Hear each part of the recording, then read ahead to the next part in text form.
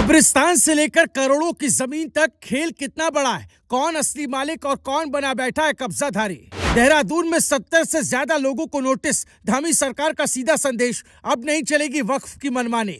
उत्तराखंड की सियासत और सिस्टम में इस वक्त सबसे बड़ा भूचाल अगर किसी मुद्दे पर आया है तो वो है वक्फ की संपत्तियों का खेल। जी हाँ, वो जमीनें जो अल्लाह के नाम पर दान की गई, आज उन्हीं पर सवाल खड़े हो रहे हैं। क्या ये वाकई वक्फ की है या फिर किसी ने सिस्टम का फायदा उठाकर कब्जा जमा लिया है।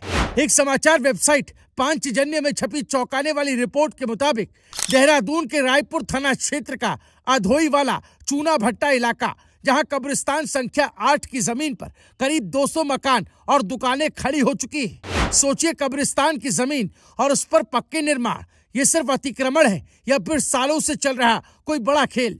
अब इस खेल पर सीधा वार हुआ है। वक्फ बोर्ड ने 70 से ज्यादा कब्जाधारियों को नोटिस भेज दिया है और साफ कह दिया है, अगर जमीन आपकी है तो कागज दिखाओ वरना खाली करो। इस पूरे मामले की शिकायत की थी स्थानीय निवासी इस्लामुद्दीन अंसारी ने, जिन्होंने बोर्ड को लिखित में बताया कि बाहरी लोग आकर वक्फ जमीन पर कब्जा कर चुके हैं और अब वहां पूरा बस्ती बस चुकी है।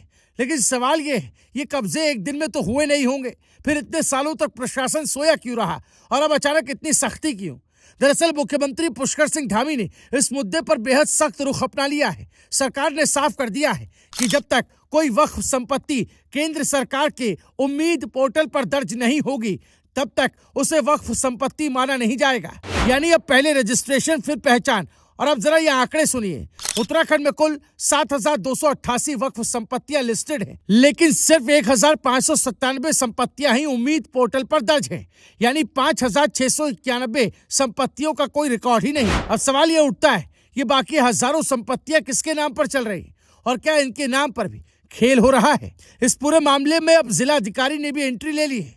जमीन की पैमाइश का आदेश दे दिया गया है, हर इंच की जांच होगी और जो भी अवैध पाया गया उसे हटाया जाएगा।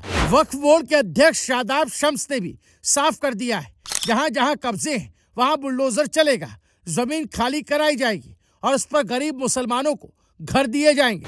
लेकिन क्या ये सिर्फ कार्रवाई है या फिर आने वाले चुनाव से पहले एक बड़ा सियासी दांव।